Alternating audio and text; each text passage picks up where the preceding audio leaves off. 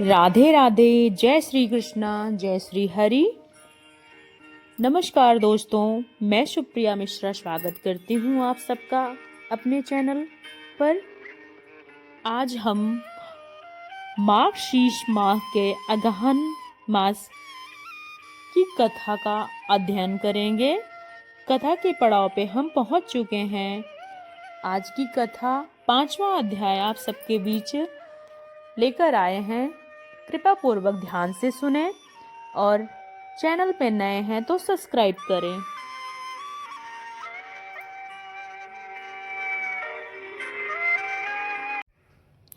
जय श्री हरि, जय श्री कृष्ण गोविंद, हर हर महादेव। मार्गशीर्ष माह का यह 5वां अध्याय अत्यंत पवित्र और कल्याणकारी है। एक समय द्वारका नगरी में मार्गशीर्ष माह का शुभ आरंभ हुआ। संपूर्ण द्वारका नगरी में भक्ति का उत्सव छा गया।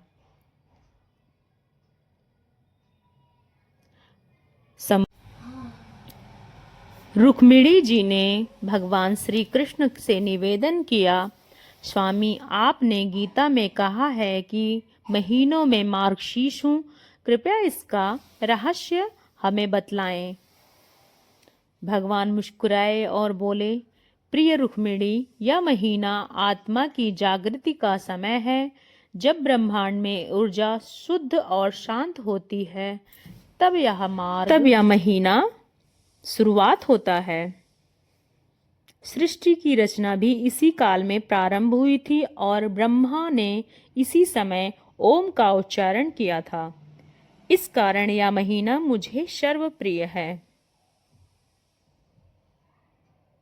जो मनुष्य इस मास में स्नान दान, दीप दान, हरि नाम जप और तुलसी दल से पूजा करता है, वह अनंत पुण्य का भागी बनता है। फिर श्री कृष्ण ने एक कथा सुनाई। एक अंधा ब्राह्मण था जिसने मार्गशीर्ष माह में केवल एक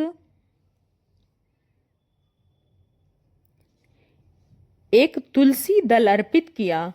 उसका हृदय प्रेम से भर गया और वह भगवान से बोला, हे गोविंद, मेरे पास कुछ नहीं, केवल प्रेम है। तभी भगवान प्रकट हुए और उस ब्राह्मण को बोले, तेरी भक्ति से तुम्हारी भक्ति ने मुझे बांध लिया है।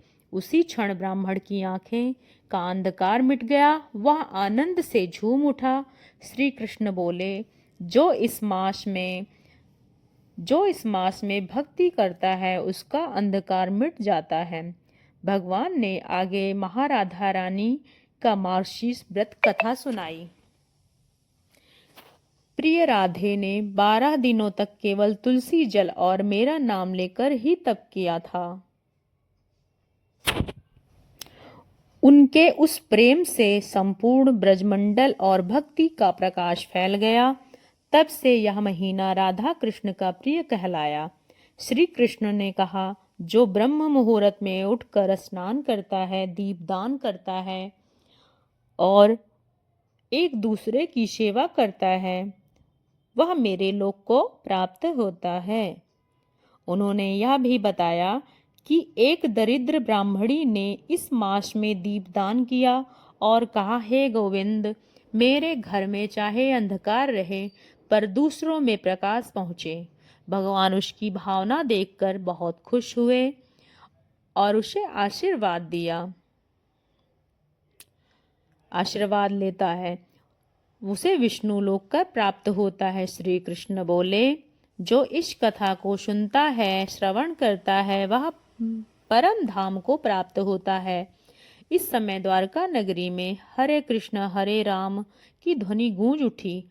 मंदिरों में दीप जले और देवगण पुष्प वृष्टि करने लगे।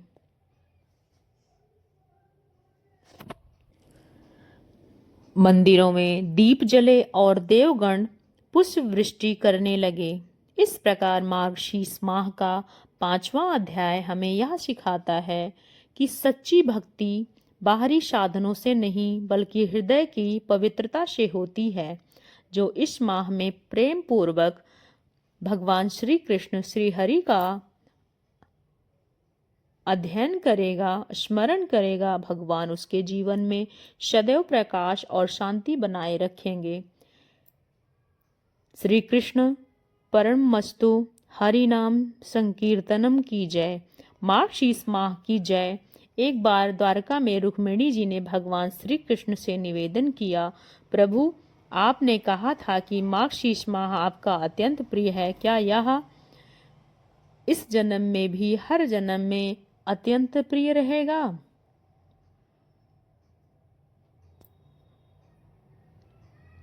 जो इसके रहस्य को उजागर करती हो। श्री कृष्ण मुस्कुराए और बोले, रुक्मिणी, मार्गशीर्ष केवल मेरे वृंदावन में मार्गशीर्ष मास आरंभ हुआ तब ब्रजभूमि शीतल वायु और चांदनी से अवलोकित होती है। मार्गशीर्ष मुझे बहुत प्रिय है। उस समय राधा रानी जी ने प्रण किया कि मास में केवल तुलसी जल और मेरे नाम से जीवन धारण करेंगी। उसका हृदय गहन प्रेम के साथ प्रतिज्ञा से परिपूर्ण होगा। श्री कृष्ण जी ने रुक्मिणी से बताया कि एक बार राधा जी ने प्रण किया कि वह इस मास में केवल तुलसी जल और मेरे नाम से ही जीवन धारण करेंगी। उन्होंने अपना हृदय में गहन प्रेम के साथ प्रतिज्ञा ली, मैं इस मास में किसी भोजन या सुख इच्छा नहीं रखूंगी, केवल माधव के नाम से जप करूंगी। राधा जी के 12 दिनों तक यह प्राण प्रतिष्ठा करने के बाद एकांत में रहकर कठोर तप किया। उन्होंने रासमंडल के मध्य स्थित यमुना तट पर तुलसी का दीप जलाया और आंखें बंद कर निरंतर कृष्ण कृष्ण का जाप किया। तब भगवान श्री कृष्ण प्रसन्न होकर राधा रानी के सम्मुख आए और उनके वेदना को सुना।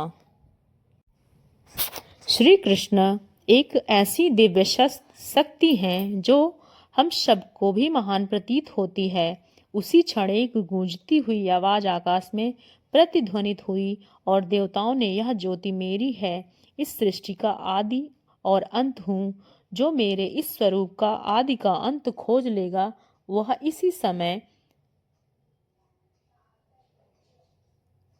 वैकुंठ को प्राप्त करेगा। मार्गशीर्ष मास अनंत सौभाग्य की प्राप्ति कराता है। यह वह दिन है जो ब्रह्मांड में पहली बार महादेव के अनंत स्वरूप का दर्शन किया था और यही कारण है कि मार्गशीर्ष माह का आर्द्रा नक्षत्र शिव भक्तों के लिए सबसे पवित्र तिथि मानी जाती है। तो यह भक्तों, जब भी यह दिन आए तो आप नतमस्तक होकर श्री हरि और महादेव की पूजा अर्चना करें। सबसे पवित्र तिथि मानी जाती है जो भक्तों के लिए सबसे शुभ फल लेकर आता है। तो हे भक्तों, जब भी यह दिन आए अपने अंतकरण को शिवमय कर दीजिए और मन में उस अनंत ज्योति को प्रज्वलित कीजिए जो हर जीव में भीतर स्थित है। वही महादेव हैं, वही सत्य हैं, वही अनंत हैं और हर हर महादेव। और साथ ही साथ हर जीव के भीतर महादेव समाये हुए हैं। आइए हम सब जानते हैं गंगा स्नान करने से क्या फल मिलता है। भगवान शिव की कथा अनंत अद्भुत है और एक बार देवर्षि नारद आकाश मार्ग से भ्रमण कर रहे थे। भगवान शिव की यह कथा अत्यंत अद्भुत है। यह आपने अपनी दृष्टि पृथ्वी के कोने पर निहार रही थी। देवर्षि नारद आकाश मार्ग से जा रहे थे। उनकी दृष्टि पृथ्वी के कोने कोने को निहार रही थी। तभी उनकी दृष्टि उन लाखों श्रद्धालुओं पर पड़ी जो गंगा स्नान के लिए उमड़े हुए थे। गंगा यमुना के तट पर तप और भक्ति की पूजा वातावरण पावन हो रहा था। मानो स्वर्गलोक से सभी शीतलहर की बूंद भगवान की जटा में माता गंगा का वास होता है और प्रत्येक बूंद में दिव्यता प्रवाहित होती है। इस जल में स्नान करने से न केवल शरीर बल्कि मन की आत्मा भी पवित्र हो जाती है। पुराणों में कहा गया है कि गंगा जल का स्पर्श नरक के द्वार को बंद कर देता है। जो व्यक्ति मृत्यु से पहले गंगा स्नान करता है वह गंगा जल का सेवन करता है। माता रानी उसके समस्त अर्थात जो श्रद्धा से गंगा जल का सेवन या अभिषेक करता है वह अपने जीवन में दिव्य आशीर्वाद का अधिकारी बनता है। इस प्रकार गंगा स्नान आत्मा की जागृति, मोक्ष और भगवान की कृपा प्राप्ति का सर्वोच्च मार्ग है। प्रेम से बोलो जय गंगे मैया, जय श्री हरि, हर हर महादेव। मार्गशीर्ष माह का 5वां अध्याय यहाँ पे समाप्त होता है। अगले अध्याय में कथा के लिए चैनल पे नए हैं तो सब्सक्राइब करें और मिलते हैं आप सबके साथ अगली कथा में। तब तक के लिए जय श्री हरि, हर हर महादेव, राधे राधे। मित्रों, चैनल पे नए आए हैं तो चैनल को सब्सक्राइब करके ज़रूर जाइएगा। बेल आइकन को प्रेस कीजिएगा ताकि आने वाले सारे अपडेट आप तक पहुंचते रहें। आपका दिन मैया राधा रानी खुश रखें, जीवन में शुद्धता और सफलता का आसार बने। जय श्री हरि, राधे राधे। मित्रों।